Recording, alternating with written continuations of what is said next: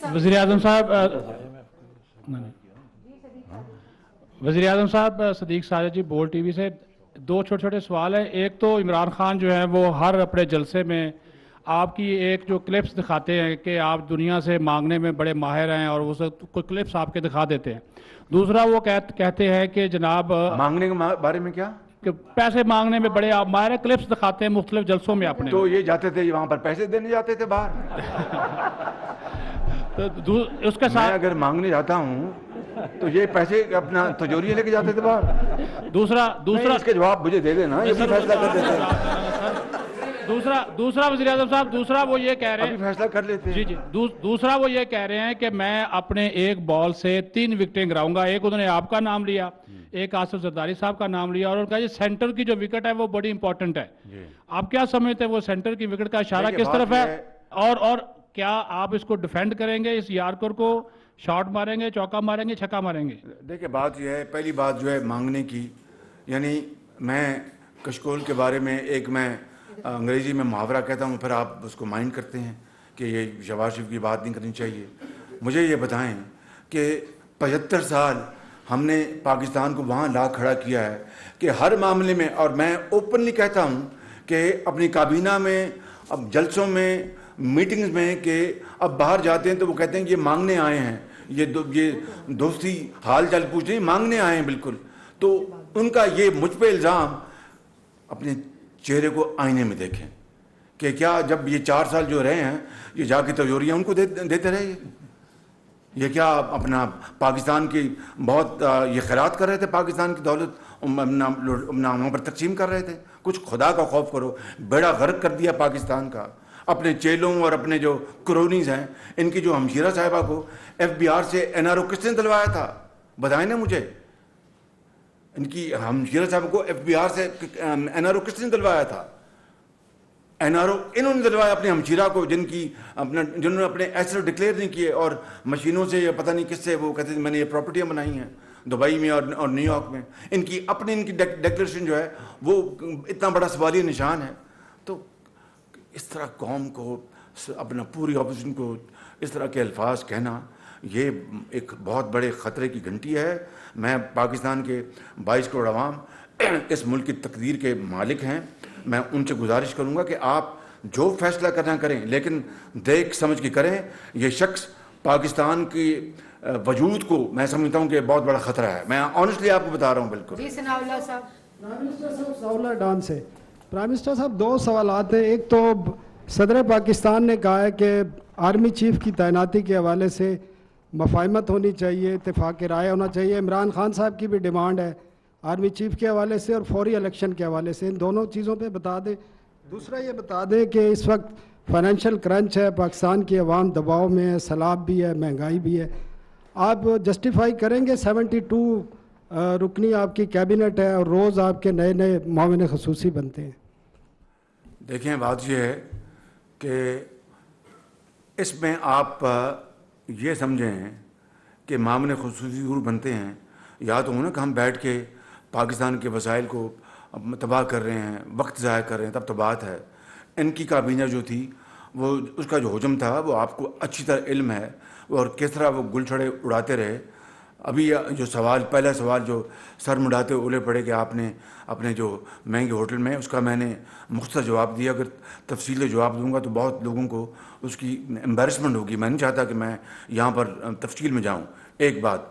दूसरी बात, जब इन्होंने आर्मी चीफ को एक्सटेंशन दी तो मशवरा किया था इन्होंने हमसे। जो आइन और कानून जो है उसको सब फॉलो करेंगे और करना चाहिए। That's it. जी ये बस बात हो गया। मैंने जवाब मिस्टर प्राइम मिनिस्टर, बेहजाज सलीमी, न्यूज़ 1 से। मेरा सवाल ये है कि आपने अगरचा ये कहा कि आपसे मशावरत की गई थी एक्सटेंशन के मामले में, क्या ये बताएंगे कि इस वक्त जबकि मुल्क में नहीं, मैंने तो उनके सवाल का जवाब नहीं, उनके सवाल के जवाब में डोंट गेट मी रॉन्ग। हाँ जी, don't put words in my mouth please. मैंने उनको ये कहा कि जब उन्होंने, खान साहब ने दी थी एक्सटेंशन, तो जिस मशावरत की बात की, इन्होंने मशावरत की थी, ये मैंने जवाब दिया। आपने उनके हवाले से ये कहा, तो क्या इस वक्त एक बड़ा क्रिटिसिज्म हुआ कि आपने लंदन में پارٹی قائد میاں محمد نواز شریف کے ساتھ اس معاملے کو ڈسکس کیا، اور وہ مسلسل اس بات کو ایشو بنا رہے ہیں کہ کیا نئے آرمی چیف کی تقرری جو ہے وہ نہیں، میرے وہ قائد ہیں میاں نواز شریف، اس میں کرٹیسائز کرنے کا کیا جواز ہے؟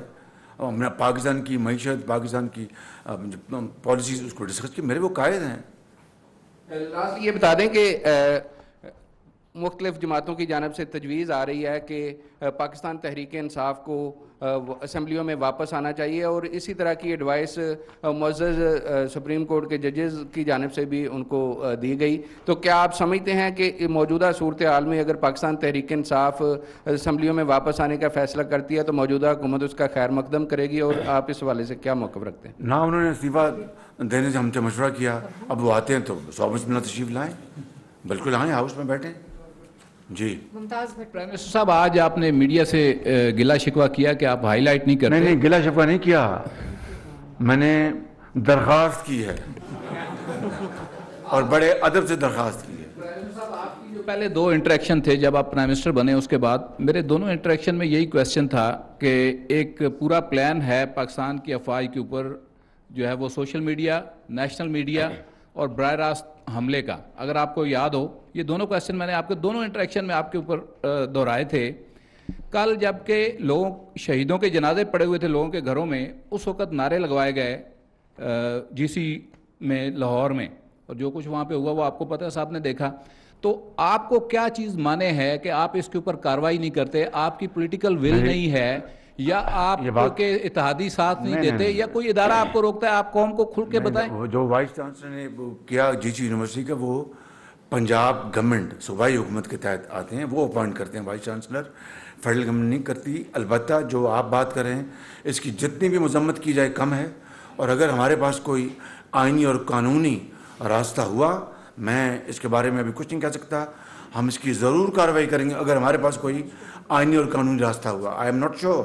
لیکن اس کارروائی کی جو وی سی نے کی ہے اور اس کو پولیٹیسائز کیا ہے ایک اعلیٰ تعلیمی ادارے کو، اور اس کی خدا نخواستہ خطرناک روایت پڑ سکتی ہے، اس کی جتنی بھی سخت الفاظ میں اس کی جائے اس کی مذمت وہ کم ہے۔